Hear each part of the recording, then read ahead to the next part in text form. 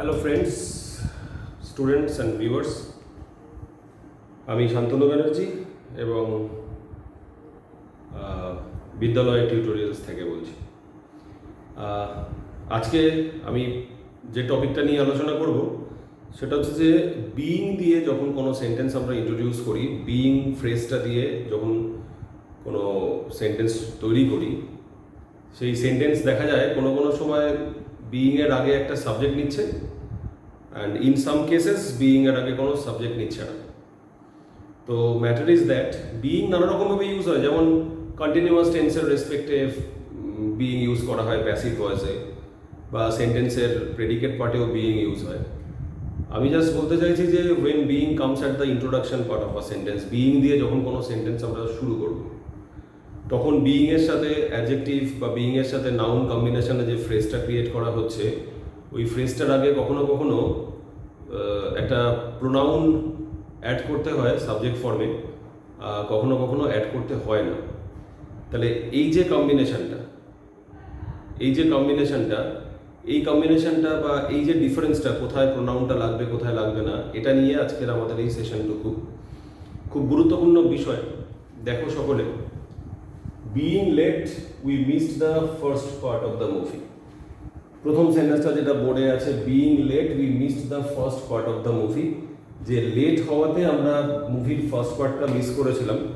এই সেন্টেন্সটার মধ্যে কোনো কারেকশন দরকার নেই, it is correct sentence. Being late we missed the first part of the movie, the sentence is correct. The sentence is correct because এখানে সাবজেক্টটা যেটা উই, সেই উই লেট করেছে, এই উই লেট করছে আসতে, অতএব বিইং লেটটা ওই সাবজেক্টটাকে রিপ্রেজেন্ট করছে। So no further subject is required in this sentence. But for the second sentence, being the eldest son, his family needs his support. Sentence একটু দেখা যাক। Being the eldest son, his family needs his support. মানে পরিবারের বড় ছেলে হওয়ায় তার পরিবার তার থেকে কিছুটা সাপোর্ট চায়। এই সেন্টেন্সটাতে একটা সমস্যা তৈরি হলো। কি সমস্যা তৈরি হলো? Being the eldest son, this phrase followed by his family, এই বিইং দ্য এল্ডেস্ট সান সেটা হিজ ফ্যামিলিকে রিপ্রেজেন্ট করছে না, হিজ ফ্যামিলি ডিফারেন্ট কিছু। তাহলে এই ফার্স্ট পার্টে বিইং লেট, এই যে ফ্রেজটা বিইং প্লাস অ্যাডজেক্টিভ কম্বিনেশন, এটা উই সাবজেক্টটার রেসপেক্টেই কথা বলছিল। But here being the eldest son মানে সে এক পরিবারের বড় ছেলে হওয়ায় তার পরিবার তার থেকে এক্সট্রা কোনো সাপোর্ট চাইছে। তাহলে এই এল্ডেস্ট সানটা নিশ্চয়ই ফ্যামিলিটাকে রেফার করছে না, সেই পরিবারের বড় ছেলেটাকে রেফার করছে। তাহলে এই পার্টে বিইং একটা সাবজেক্ট, একটা প্রোনাউন চাইছে তার আগে, that is he. He being the eldest son, his family needs his support. এটা গেল second sentence. In case of third sentence, being a rainy day we cancel the trip. তাহলে এই সেন্টেন্সটার যে ফ্রেজ মানে বিইং এর ফ্রেজ পার্টটা দেখো, being a rainy day, being followed by a noun, being a rainy day, তারপরে সেন্টেন্সটার সাবজেক্টটা উই ক্যান্সেল দ্য ট্রিপ। তাহলে দিনটা বৃষ্টির দিন হওয়ায় আমরা ট্রিপটা ক্যান্সেল করেছিলাম। তাহলে being a rainy day, this phrase doesn't refer to the subject we, তো এখানে একটা ডে কে রেফার করছে। তাহলে বিইং এর আগে এখানে আবার একটা প্রোনাউন লাগছে, it being a rainy day. এখানে এটা হি ছিল বিকজ এল্ডেস্ট সান কোনো পার্সনকে রেফার করছিল। And for third sentence, being a rainy day, it refers to the day, so we need to add it here. It being a rainy day, we cancel the trip, because a rainy day টা we না, we sentence এর একটা subject, আর rainy day টাকে refer করছে being part. Again, fourth one, being honest, he doesn't lie. Being plus adjective here, যেমন এখানে ছিল being let, being plus adjective. Being honest, he doesn't lie. সৎ হওয়ায় সে মিথ্যে কথা বলে না। Just follow the sentence very carefully. Being honest, he doesn't lie.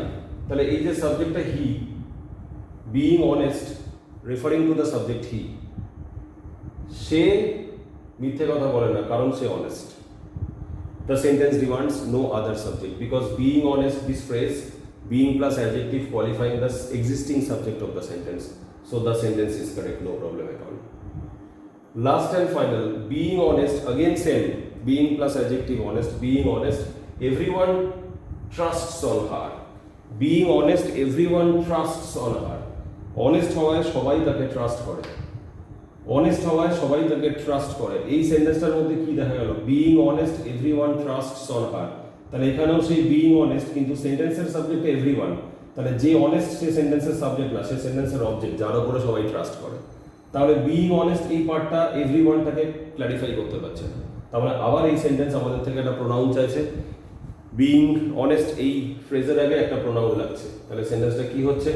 যেহেতু এভরিওয়ান ট্রাস্টস অন হার আছে, তার মানে she being honest, মানে সে অনেস্ট হওয়ায় সবাই তাকে ট্রাস্ট করে। এটা যদি বলতো being honest everyone trusts on him, তাহলে he being হতো। যেমন এখানে ছিল being the eldest son, আমরা he being করেছিলাম। যদি বলা হতো being the eldest daughter, তাহলে আমরা she being করতাম। সো দ্য প্রোনাউন যেটা being এর আগে বসবে, that is not invariable, that is according to the demand of the sentence. কিন্তু প্রোনাউনটা কখন বসবে আর কখন বসবে না তার গাইডলাইনটা এটা, যে বিইং দিয়ে যে পার্টটা, যে ফ্রেজটা, সেটা সেন্টেন্সের সাবজেক্টটাকেই যদি রিপ্রেজেন্ট করে, তাহলে বিইংকে আর সাবজেক্ট দেওয়ার দরকার নেই। যেমন বিইং লেট উই মাস্ট, তাহলে এই বিইং লেট কারা লেট করলো? আমরা, উই। তাহলে ওটা ওই সাবজেক্টের রেফারেন্সেই কথা বলছে। যেমন being honest he doesn't lie, being honest he doesn't lie, সেই অনেস্ট ওই জন্য সে মিথ্যে কথা বলে না। তাহলে বিইং অনেস্ট রিপ্রেজেন্ট করছে ওই হি সাবজেক্টটাকেই যে মিথ্যে কথা বলে। But for other cases being the eldest son, সে বাড়ির বড় ছেলে হওয়ায় পরিবার তার থেকে কিছু চাইছে, তার মানে second part of the sentence তার সাবজেক্ট পরিবার, আর ফার্স্ট পার্ট বিইং এর রেফারেন্সে কোনো একজনকে বলছে সে বাড়ির বড় ছেলে। ন্যাচারালি প্রোনাউন লাগলো he being. Being a rainy day we cancel the trip, বৃষ্টির দিন, বৃষ্টির দিন হওয়ায় আমরা ট্রিপ ক্যান্সেল করেছিলাম।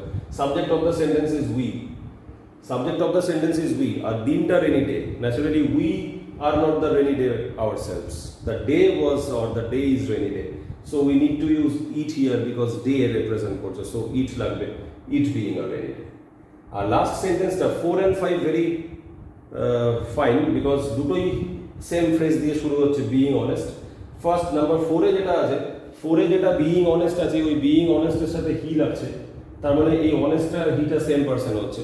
আর তারপরে যেটা বিইং অনেস্ট, ওটার পরে সাবজেক্ট আসছে এভরিওয়ান, তাহলে এই বিইং অনেস্ট এভরিওয়ানকে রেফার করছে না, এভরিওয়ান যাকে ট্রাস্ট করে সেই পার্সনটাকে রেফার করছে, তাহলে হারকে রেফার করছে। So it is she being. I do believe that I can clarify it properly. It's a very vital area.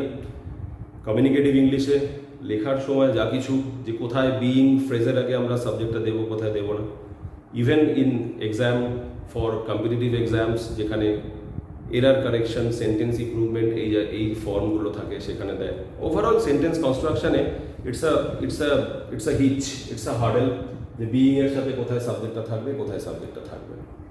ঠিক আছে, প্রতি ভিডিওর শেষে যেমনটা বলি সেরকমটা বলছি।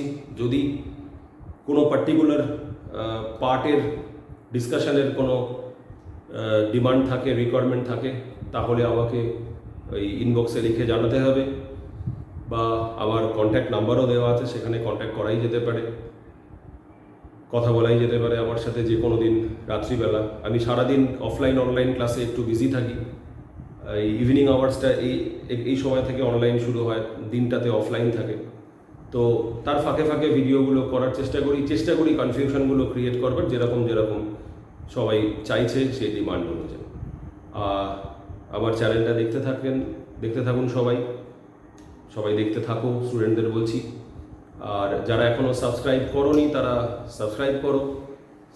Your subscription doesn't demand anything to pay, just bell আইকনটা প্রেস করে দিতে হবে for the notifications of upcoming videos, নোটিফিকেশানগুলো পাওয়ার জন্য।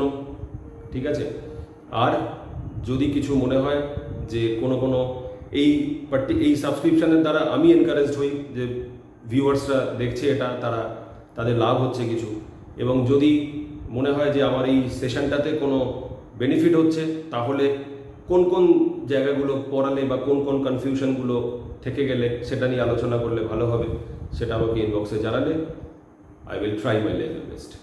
ঠিক আছে, সবাই ভালো থাকবেন, নমস্কার।